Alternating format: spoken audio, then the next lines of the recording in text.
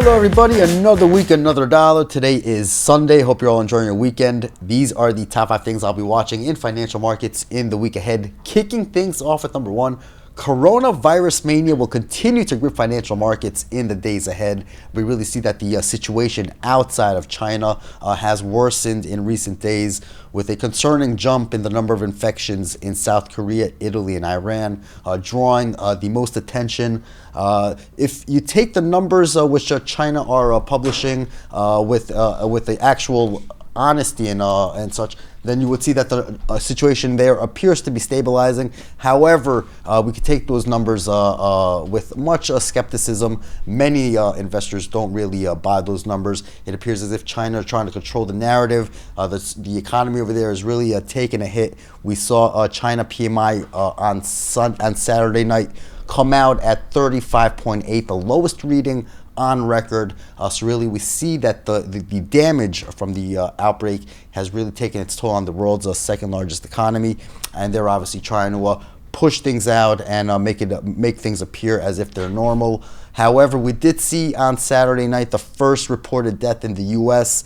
So if the situation appears to continue to spread with more cases popping up around the U.S. and Europe, then we're likely to continue to see more selling in financial markets. We saw Wall Street suffer its worst week since the 2008 financial crisis, with a flight to safety really being the trade of last week. So again, wake up Monday morning, we'll see if the market gaps down on more negative coronavirus development numbers, and keep an eye on the 10-year Treasury yields as those continue to trade at all-time lows. On to number 2, besides the coronavirus, investors will also monitor economic data in the week ahead. February's non-farm employment report due on Friday will likely garner the most attention. We do see signs of stress lately in the U.S. labor market. However, we're expecting 175,000 jobs created, with the unemployment rate holding steady at 3.6%. So keep your eye on Investing.com's economic calendar for that data once it comes out. Ahead of the employment report, we get the latest updates on the manufacturing and services sector. The ISM manufacturing PMI due on Monday, with the services PMI due on Wednesday. So again, a lot of the economic data in the week ahead will start to see whether the economy started to weaken even before the impact from the coronavirus takes its toll. On to number 3.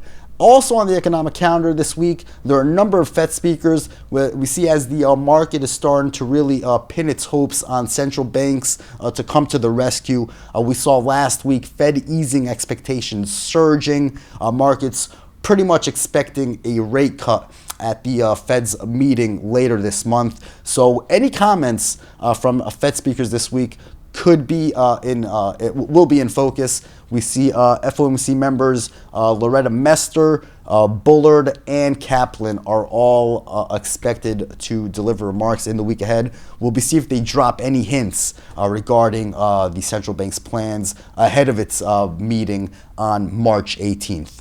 On to number 4. Earnings will also be in focus this week as the Q4 earnings season dies down. There's still a number of marquee names reporting. In the week ahead, we'll get updates from a number of retailers, including Target, Nordstrom, Kohl's, and Dollar Tree. Supermarket chains will also be in focus, Costco, Kroger's, and BJ's Wholesale, while a number of tech firms will also report. Zoom Video Communications, which I highlighted last week as one of the top plays to benefit from the coronavirus outbreak, reports its earnings in the week ahead as well. So keep an eye on those companies. And finally, number 5, the market has to deal with another wild card this week, U.S. politics. Super Tuesday takes place this week, where 14 states cast their ballots in the Democratic presidential nomination. Usually a strong performance for a candidate on Super Tuesday can propel him or her to the party's nomination. So we'll see if Vermont Senator Bernie Sanders has a strong showing. His policies are mostly viewed as a negative for the stock market. So we'll see if momentum for Bernie Sanders translates into more weakness in financial markets. That's it for me for today. May the trading gods be with you. Have a good week, everybody.